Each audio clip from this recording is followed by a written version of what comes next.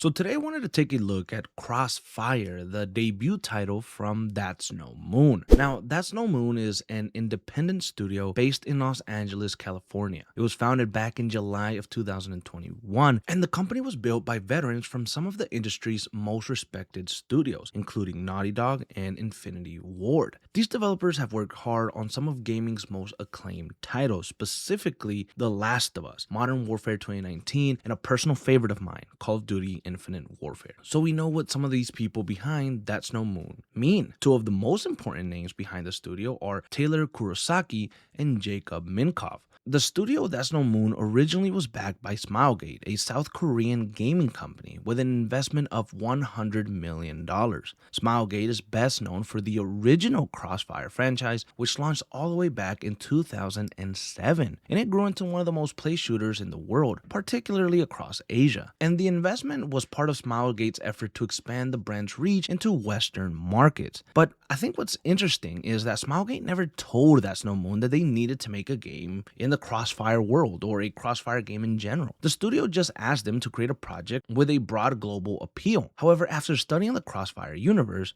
its history, its lore, and everything that they could do with it, Taylor Kurosaki and his team decided on their own to set their game within the world of Crossfire. So what is exactly the world of Crossfire? This is a world that is in constant military conflict. Powerful mercenary groups and growing geopolitical tensions are everywhere. However, unlike previous entries in the franchise, this is a completely single-player experience. There is no multiplayer, there is no live service model, there is none of that. And this was a choice or a decision that they deliberately made to set it apart from the other games of Crossfire and a lot of modern shooters, to be honest with you. The game is being built in Unreal Engine 5 and takes place in what developers describe as a grounded sci-fi setting. Obviously, when we hear sci-fi setting, we might think of space and galaxies and distant planets and shit like that. But that isn't what this team is aiming for. Instead, the game focuses on near-future military technology, advanced gadgets, some experimental equipment, AI, and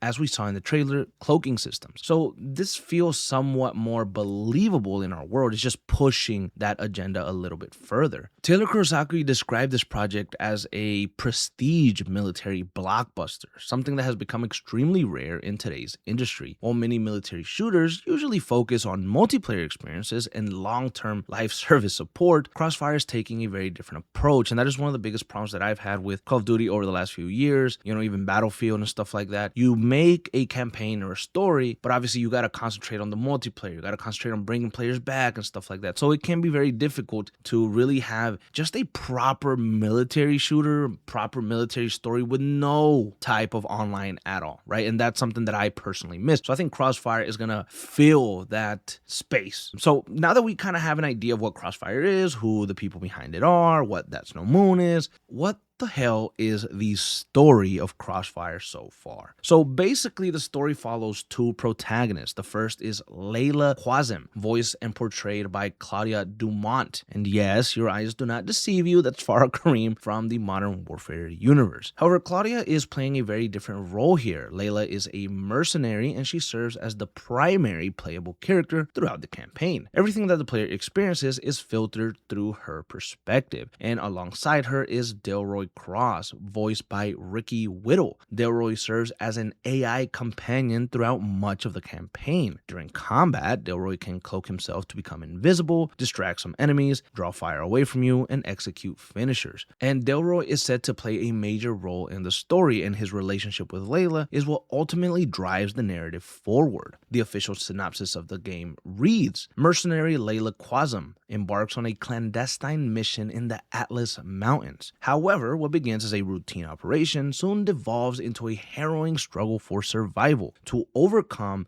an existential threat, Layla forges a fragile alliance with Tier 1 operator Delroy Cross, the last person she would choose to trust. But trust isn't the point. Survival is. Stranded, the ideology-opposed operators must put their differences aside to overcome the threats ahead. So according to That's No Moon, the goal isn't for one of these characters to convince the other that they're wrong. This isn't a story where Delroy or Layla completely change their worldview. Instead, the two are meant to learn and respect one another without giving up their own convictions. And to be honest, that is something that's pretty difficult to do, even today with all the fighting and arguing and everything that's kind of going on in the world in general. It's very difficult to have two opposing views kind of respect each other and see how they can move forward. So that's interesting, right? And I think that one of the bigger questions here also is, what are Layla and Delroy up against in this story? One detail that I noticed on the official website is that Delroy works for Global Risk, an organization with a long history in the wider Crossfire universe. Delroy is said to be a tier 1 operator working for Global Risk. And now that we know that this is one of the more powerful, bigger PMCs in the Crossfire universe, we have to understand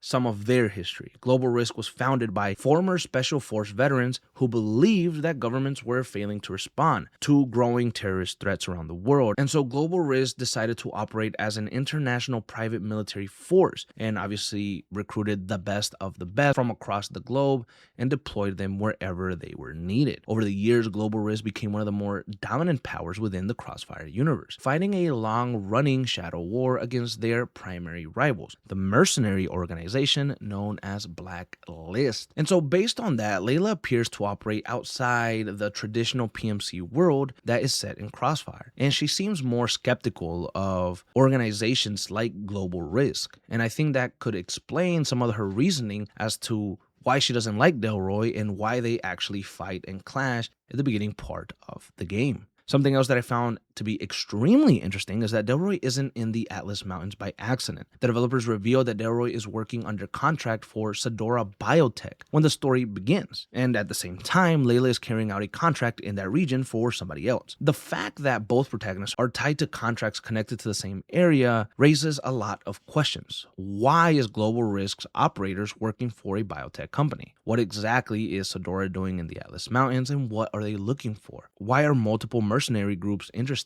in that particular region? So what we do know is that something goes wrong and the two are forced to put their differences aside and work together. And one detail that caught my attention throughout the trailer is the patch worn by Delroy. While it hasn't been confirmed, it appears to be the insignia or an insignia of Global Risk. What's even more interesting is that several of the dead soldiers scattered throughout the trailer actually have that same patch on their chest. At one point, Delroy tells Layla that they are looking for her and he needs to keep her out of sight. Layla pushes back, pointing out that they are looking for him as well because he is no longer one of them. If Global Risk is hunting both protagonists, why? We know that Delroy spent years serving the organization, so why are they coming after him? And again, when Layla tells him that he's not part of the team, he says that this situation is only temporary. So clearly, Delroy doesn't think that he's abandoned Global Risk completely or turned against them or that he's not part of the organization anymore. If anything, he probably thinks that the organization is maybe going to take him back or he's going to be able to fix whatever's going on after whatever the fuck is going on in the Atlas Mountains gets resolved. He probably believes in his heart that the Global Risk people and himself are the good guys, but something isn't adding up. So I think it definitely tackles a unique dynamic and it kind of plays with one of the protagonists and his thoughts, right, in his head, what's going on. Because sometimes the truth can be a little more blurry. Taylor Kurosaki described Crossfire as combining the tensions and unpredictability of an extraction shooter with the structure and the character focus of a narrative-driven campaign.